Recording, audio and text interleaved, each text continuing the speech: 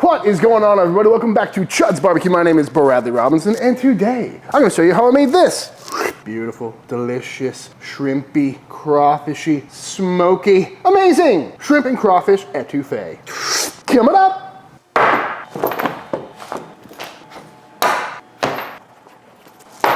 These are some shrimp.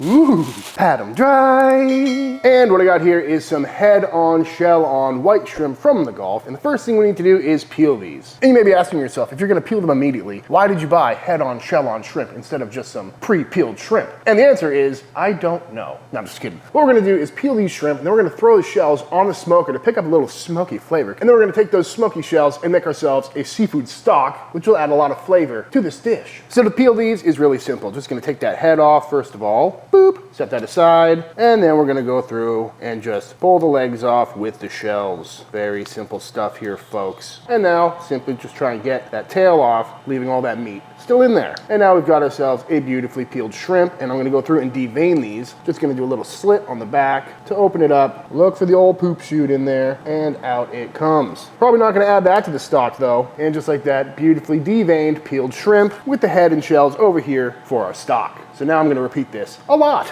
Kind of brutal just ripping the head off of something, but gotta be done. And of course, you don't have to do this step. I think this is just gonna add a lot of flavor to the dish. But if you just wanted to buy some normal, just peeled shrimp, you can do that as well. And then buy some like clam juice or a seafood stock, or you could just not use seafood stock at all. You know, chicken stock I'm sure would be pretty tasty, but if you're gonna put the effort into the dish, might as well try and make it as good as possible. Am I right? Come on, buddy. Beautiful. So I don't think I got enough shrimp here, but luckily, Papa Gambino here just ran and got some more. Yeah. Now, I've never made etouffee before, but you apparently make it all the time, right? I do make it all the time. I don't know why, except I love it. I'm not Cajun, been to New Orleans a few times, but etouffee has just always been one of my favorites. Gumbo is one of the few foods that I make pretty regularly off camera. Yeah. Just the process of making a roux and dicing the veg, it's a very satisfying thing to make. It is. And this seems like a slightly easier version of that. Except all the peeling. Yeah. I also did not expect this much peel. The peel versus shrimp pile is pretty massive. Do you want to make today's Bones Eat something weird, a raw shrimp head? No. No? Okay. And just like that, completely peeled and deveined shrimp over here, and all these beautiful heads and shells over here. This is 2.5 pounds of shrimp total. And now I'm gonna go fire up the pit so we can get some smoke on these. Oops. Looks like we already got some leftover charcoal from the last cook, so I'm gonna just go ahead and fire that up.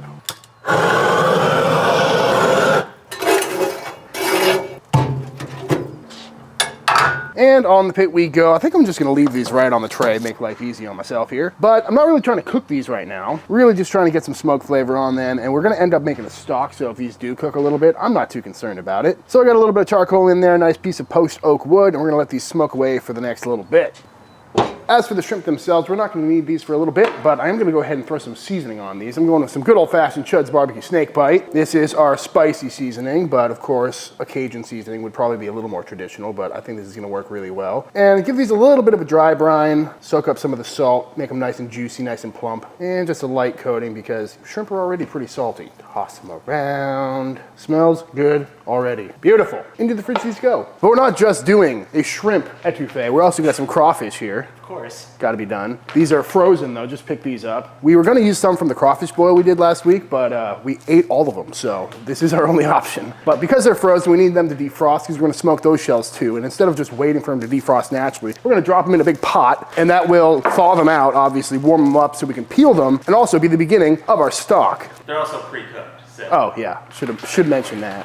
Ooh. Just like the crawfish boil. All right, these were boiled, not even boiled, but just in some warm water for a little bit. And look how cute they are, tiny. And now we're gonna just go through and peel all these, which is gonna be really fun. Right, Bones? It's the best. But I will not bore you with all this footage, but that's what we're after. Cute little crawfish tail. And after some tedious peeling, which actually went pretty quick, we've got some lovely crawfish tails and all this shell, which I'm now gonna throw on the smoker.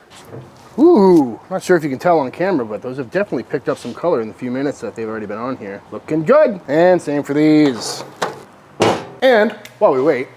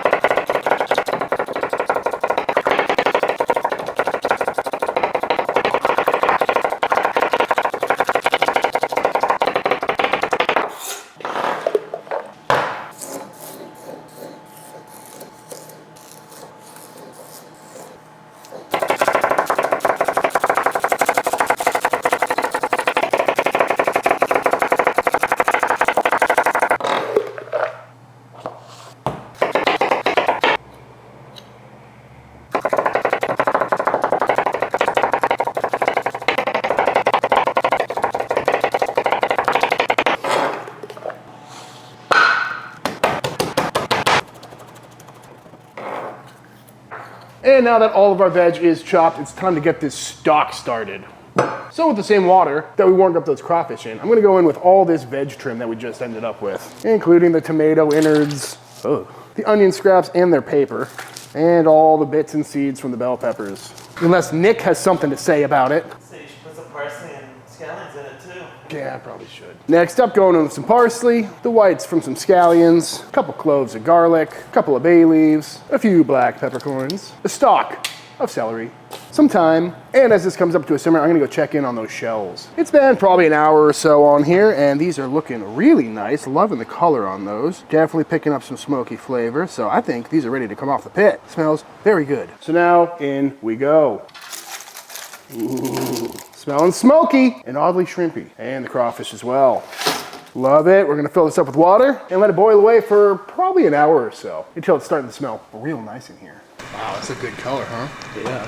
Very red, skimming all the scum off the top. So while this stock reduces, we've got a little time to kill, so I think it is actually time for an episode of Bones Try Something Weird. Let's do it. What's on the menu, buddy? Natto. It's a gift from one of our Patreon supporters. Masa and his sons, Ben and Jack. I've seen this before. Yeah, I've seen people eat it on the internet before. I've always been curious. It looks real weird. It's fermented soybeans.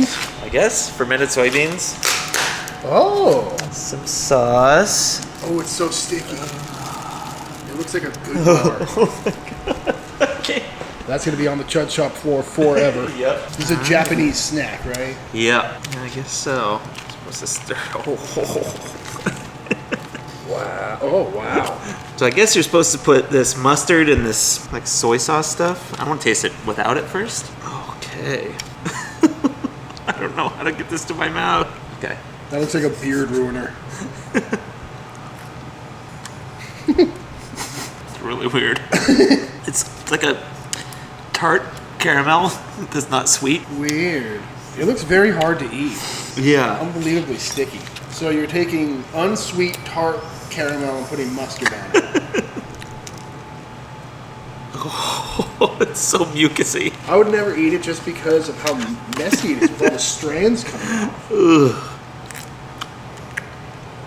That made it a whole lot better. Really? Yeah. Still not great. All right, let's go for it.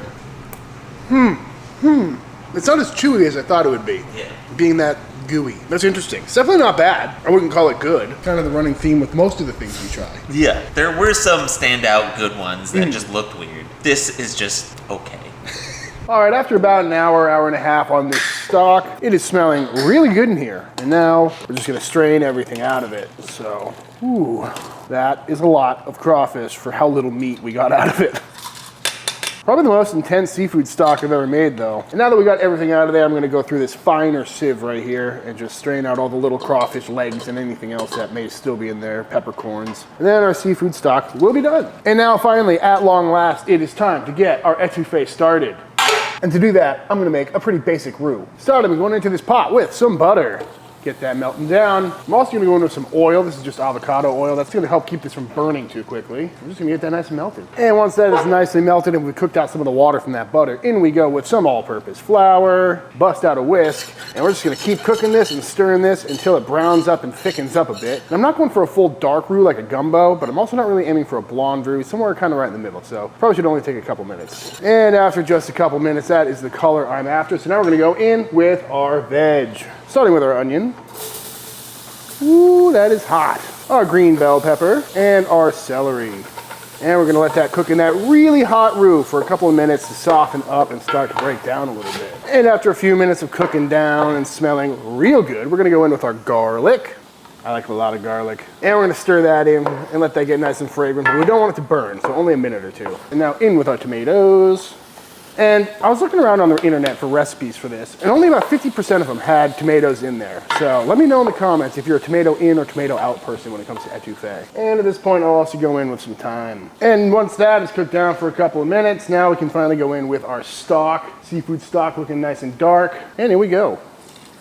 Just a little bit at first. Get everything incorporated. Wow, that smells very seafoody. And once everything's mixed up and doesn't seize up on us, then we can go in with a little bit more. And this is kind of where you decide how much etouffee you want to make. I want to make a lot, so probably a quart or two is going in here. And as we bring this up to a simmer, you can see it's already starting to thicken up very nicely. So now we're going to go in with a few more things, including a couple bay leaves, a shot of some Worcestershire sauce, and a pretty good amount of paprika. That's gonna help with the color. And although we're gonna adjust this for flavoring at the end, might as well get it started. I'm gonna go in with a little Tony C's over here, but there's a lot of salt in the seafood already, so we're gonna adjust this at the very end, especially because I already seasoned the shrimp. And now we're just gonna let this reduce down for a little bit, kind of let all those flavors come together. All those flavors are gonna meld. The sauce will continue to thicken. If it gets too thick, we can always add some more stock. That's why I made a bunch of it. And then it'll be time to throw in the seafood. And the crawfish tails are probably just gonna go in as is. They're already cooked. But for the shrimp, I want to add a little extra fire flavor, so I'm going to throw those on the grill real quick.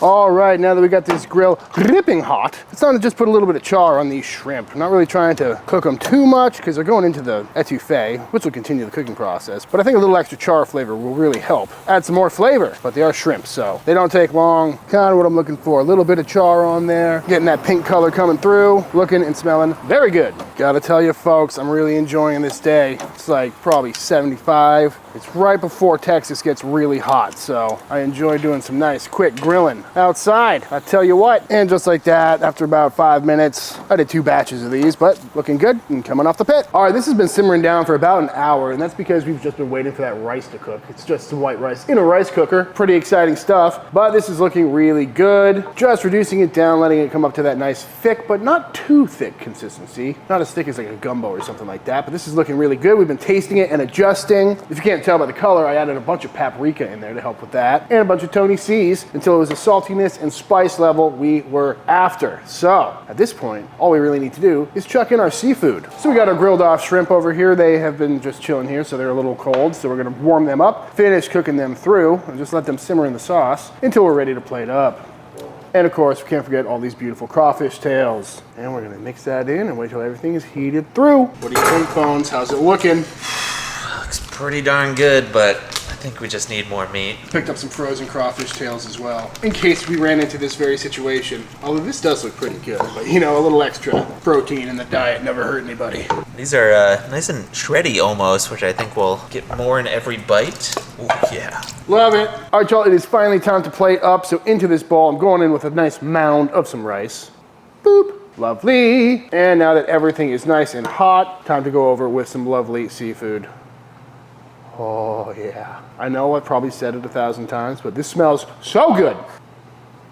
Beautiful. Just trying to get a bunch of shrimp on there. Nice smattering of crawfish tails. And I'm definitely smelling some of that smoky grill flavor. My goal here is to not even see the rice. But before we go ahead and dive on in, we got to finish this off with some chopped up parsley and some scallions. Add a little freshness, a little pop of color, and yeah, that looks good to me. And there it is, folks, in all its glory, some smoky seafood stock piled high with grilled shrimp, crawfish tails, and yeah, I'm ready to dive on in. Oh. That is a big pile of food. I may have gone a little overboard on the plating. Let's see. I'm okay with it. Yeah. Dude, God. it was so good. That's amazing. The texture of it is like creamy. Yeah. Like the roux thickened it up nicely. Yeah, it almost has like that cream-based sauce feel, but that is phenomenal. The seafood flavor is strong, but it's not as in your face as I would guess compared to that seafood stock that's still simmering away over there. yeah, Oh, that hint of smoke and the grill flavor on the shrimp. It's so good. See why you make this all the time. Yeah. But it needs some hot sauce. Ooh, yeah. Are you a Louisiana or Crystal guy? I'm a Louisiana guy. Me too. Oops. Oh. Oh no. What I like most about the hot sauce is not really the spiciness, it's the acid. That's it. So good. Yep. I thought it was too much, but I think I'm gonna eat the I whole was thing. literally just about to say that. It looked like a ridiculous portion, but I'm not slowing down. And with this very last shrimp, I think it's time for the official taste test. All right, y'all, and that is it. That is how to make an absolutely fantastic smoky etouffee. I highly recommend making this one. You know, I understand why Bones makes this every few months. It's very well seasoned, it's hearty, and it's somehow really light and really heavy at the same exact time. And that is most certainly something I'll be making again very soon. But all that being said, if you enjoyed this video, let me know by hitting that subscribe button. Let YouTube know by dropping a like on this video. If you do give this recipe a try for yourself, be sure to tag me on Instagram at Chuds BBQ. I'd love to see what y'all are cooking. Big shout out to all the Patreon members. Thank you for supporting Team Chud and allowing me to keep making all these videos. And until the next time I see you, please go cook something outside. Peace!